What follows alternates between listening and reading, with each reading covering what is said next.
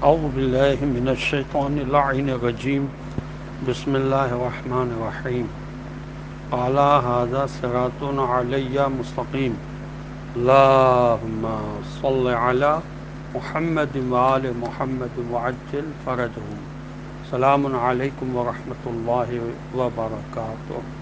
اللہ تبارک و تعالیٰ کا شکر ہے کہ میں نے سورہ مبارکہ حجر جو قرآن مجید کا 15 نمبر کا سورہ ہے، اس کی آیت نمبر 41 کی تلاوت کا شرف حاصل کیا جائے، جس کا ترجمہ یہ کہ خدا نے فرمایا یہ خلوص کا راستہ ہے جو سیدھا مجھ تک پہنچتا ہے۔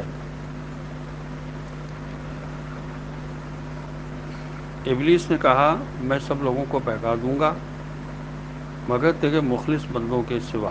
اللہ تعالیٰ نے فرمایا یہی راستہ ہے، یہی قانون ہے، یہی وہ پل ہے جسے عبور کر کے ہر ایک نے مجھ تک پہنچنا ہے، اور یہی وہ کسوٹی ہے جس سے حق و باطل جدا ہو جاتے ہیں، یہی وہ امتحان ہے جسے شیطان کے پیروکاروں اور مخلصین میں فرق نمایاں ہو کر سامنے آتا ہے۔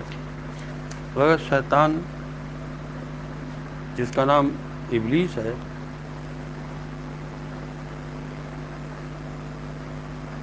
اس کے کچھ جوابات ہیں جو میں آپ کو یہاں پیش کرنا چاہتا ہوں۔ جب ابلیس کو اللہ تعالیٰ نے اپنی بارگاہ سے نکالا اور لعنتی قرار دیا تو اس نے پوچھا پروردگار میرا ٹھکانہ زمین میں کہاں ہوگا؟ فرمایا گندگی مزابل جہاں یہ گندگی پھینکی جاتی ہے۔ اس نے کہا میں کیا پڑھوں گا؟ تو جواب ملا کہ تو شعر پڑھے گا۔ پوچھا میرا مؤذن کون ہوگا؟ تو جواب ملا کہ طبلہ و سارنگی۔ دریافت کیا میری غذا کون سی ہوگی؟ فرمایا ہر وہ چیز جس میں میرا نام نہ لیا گیا ہو۔ پھر شیطان نے پوچھا میرا مشروب کیا ہوگا؟ فرمایا ہر قسم کی شراب یعنی خمر۔ پھر اس شیطان نے پوچھا کہ میرا گھر کہاں ہوگا؟ تو اللہ تعالیٰ نے فرمایا حمام۔ شیطان کہنے لگا میری مجلس کہاں ہوگی؟ فرمایا بازار میں اور عورتوں کے اجتماعات میں۔ تو شیطان کہنے لگا میرا لباس کیا ہوگا؟ تو اللہ تبارک و تعالیٰ نے فرمایا راگ و رنگ۔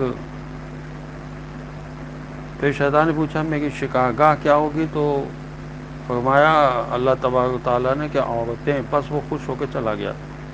تو حضرت آدم علیہ السلام نے عرض کی میری اولاد کیا کرے گی؟ اللہ نے شاید فرمایا اے آدم علیہ السلام تم کو 3 چیزیں عطا کرتا ہوں، ایک چیز صرف میرے لیے ہے، دوسری صرف تمہارے لیے، اور تیسری چیز میرے اور تمہارے درمیان مشترک ہوگی۔ وہ پہلی چیز جو میرے لیے ہے وہ عبادت ہے، اس میں کسی کو شریک نہ کرنا۔ دوسری چیز جو صرف تمہارے لیے ہے وہ یہ کہ ہر نیکی کا بدلہ 10 گنا دوں گا، جس کا ایک ایک حصہ بڑے سے بڑے پہاڑ سے بھی وزنی ہوگا۔ اور تیسری چیز جو مشترک ہے وہ یہ ہے کہ تمہارا کام ہے دعا مانگنا اور میرا کام ہے قبول کرنا۔ بس ابلیس لعین سٹ پٹا کر وہاں سے چلا گیا اور چلا کر کہنے لگا ہائے اب میں بنی آدم کو کیسے گمراہ کروں گا۔ یہ تفسیر انوار النجف میں لکھا ہوا ہے۔ بہرحال اخلاص کے ساتھ جو بھی کام انسان کرے گا خداوند عالم اس کو بہترین جزا عنایت فرمائے گا، یہاں تک کہ اگر کوئی پانی بھی پلائے گا خلوص کے ساتھ خدا کی خوشنودی کے لیے تو اس کو بھی بہترین جزا ملے گی۔ حضرت رسول خدا صلی اللہ علیہ وسلم کی حدیث ہے بحر الانوار کی جلد 75 صفحہ 455 پر کہ لوگوں کو پانی پلانے والے کو چاہیے کہ خود سب سے آخر میں پانی پیے۔ اور کنز العمال کی حدیث ہے رسول اکرم صلی اللہ علیہ وسلم میں، کنز العمال کی حدیث ہے رسول اکرم صلی اللہ علیہ وسلم کی کہ قوم کا سردار ان کا خادم ہوتا ہے اور قوم کو پانی پلانے والا سب سے آخر میں خود پیتا ہے۔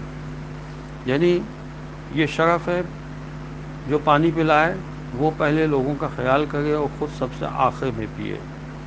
اور یہ اگر دستور انسان ہمیشہ کے لیے اپنے لیے مقرر کر لے تو یہ بہت اچھا ہے۔ غرض ہر کام جیسا کہ اہل بیت علیہ الصلوۃ والسلام نے ہمیں سبق دیا ہے کہ خدا کی خوشنودی کے لیے ہونا چاہیے، جیسا کہ قرآن نے کہا کہ اہل بیت علیہ الصلوۃ والسلام یہ فرماتے تھے کہ انما نطعمکم لوجہ اللہ لا نرید منکم جزاء ولا شکورا، ہم کھانا کھلاتے ہیں تم کو صرف اللہ کی خوشنودی کے لیے، ہم نہ تم سے کوئی جزا چاہتے ہیں نہ شکریہ کے الفاظ چاہتے ہیں۔ تو یہی ہم سب کا مطمع نظر ہونا چاہیے کہ ہر کام خدا کی خوشنودی کے لیے کریں، اس بات کی توقع نہ رکھیں کہ کوئی ہمارا شکریہ ادا کرے گا، یا خدا نہ کرے ہم پر کوئی برا وقت پڑے گا تو کوئی ہماری مدد کرے گا۔ صرف خدا کی خوشنودی کے لیے خدا ہی سے لو لگائیں، خدا ہی سے رابطہ رکھیں، خدا ہی سے مانگیں۔